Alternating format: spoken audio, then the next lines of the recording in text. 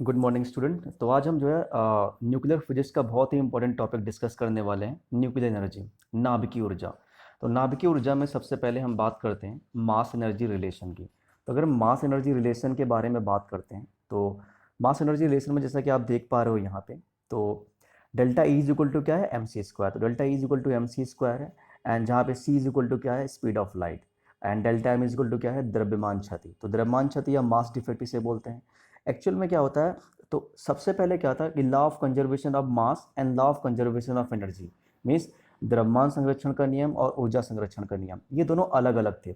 लेकिन हो क्या गया था, तो आइंस्टाइन की रिलेटिविटी की थ्योरी जैसे ही है, तो आइंस्टाइन मास रिलेशन इक्वेशन तो खैर delta E is equal to M C square होता है, इसी को हम बोलते हैं आइंस्टाइन मास एनर्जी इक्वेशन भी बोलते हैं।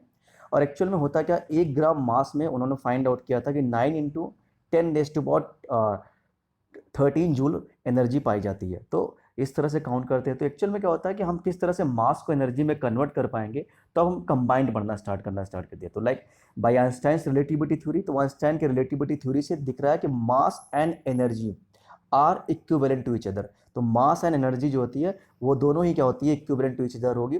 तो इसके बारे में बात करेंगे। तो अब किस तरह से आगे हमें फाइंड आउट करना है, तो इस तरह से हम कुछ भी करेंगे। तो लेट्स सपोज जैसे डिस्कस करते हैं कि मतलब कि मास डिफेक्ट होता कितना है। जैसे कि अगर हम किसी भी न्यूक्लियर रिएक्शन के बारे में बात करते हैं, तो न्यूक्लियर रिएक्शन क्या होती है, हमारे पास रिएक्टेंट होता है, प्रोडक्ट होता है। ये केमिकल रिएक्शंस की तरह नहीं होती है। यहाँ पे न्यूक्लियर रिएक्शंस अलग तरीके से चलती हैं। मान लो कोई एटम हो गया, उसमें से बीटा पार्टिकल निकल गया। अगर उसमें से बीटा पार्टिकल या हमारे पे क्या होता है अल्फा पार्टिकल या हमारे पास गामा रेस, तो अल्फा पार्टिकल या बीटा पार्टिकल निकलने से क्या होती है, हमारे पास एक न्यू न्यूक्लियस क्रिएट होती है। अब वो जो न्यू न्यूक्लियस क्रिएट होता है तो कुछ मास डिफेक्ट होता है। अब इस मास डिफेक्ट के बेसिस से क्या होता है, हम एनर्जी प्राप्त करेंगे। अब एनर्जी प्राप्त करने का मेन मोटिव क्या होता है, तो आगे धीरे धीरे हम डिस्कस करेंगे। तो सबसे पहले आपको नोट डाउन करना है मास एनर्जी रिलेशन क्या होता है, delta E is equal to delta M C square. And उसके बाद delta M is equal to क्या होता है, दैट इज मास डिफेक्ट होता है। और यही जो होती है हमारे पास आइंस्टाइन मास एनर्जी इक्वेशन कहलाती है। और 1 ग्राम मास में 9 × 10⁻13 जूल एनर्जी पाई जाती है। और आइंस्टाइन के रिलेटिविटी थ्योरी से क्या पाया जाता है कि mass and energy are equivalent to each other. कहने का मतलब है कि हम मास को एनर्जी में कन्वर्ट कर सकते हैं और एनर्जी से मास में कन्वर्ट कर सकते हैं। तो इस तरीके से हम इसको डिस्कस करते हैं।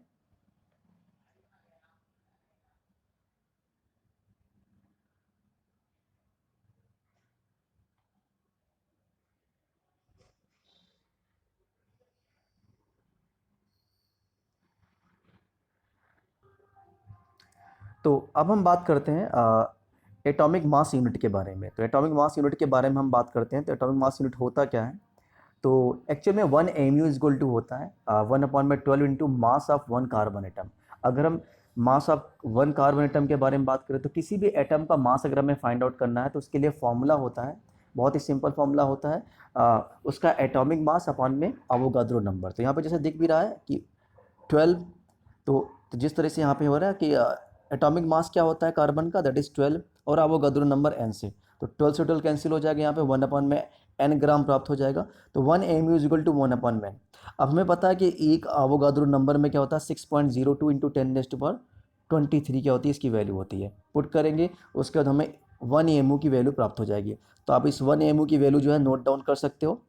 एंड फिर हमें बात करनी है कि एक एक्चुअल में क्या होता है equivalent energy delta E of 1 mu मास।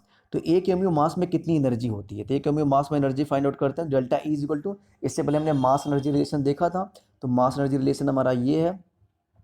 तो delta is equal to delta M C square. तो हम वैल्यू पुट करेंगे डेल्टा एम 1.66 इंटू 10⁻⁻27। सी की वैल्यू हम सबको पता है 3 इंटू 10⁻8 होती है।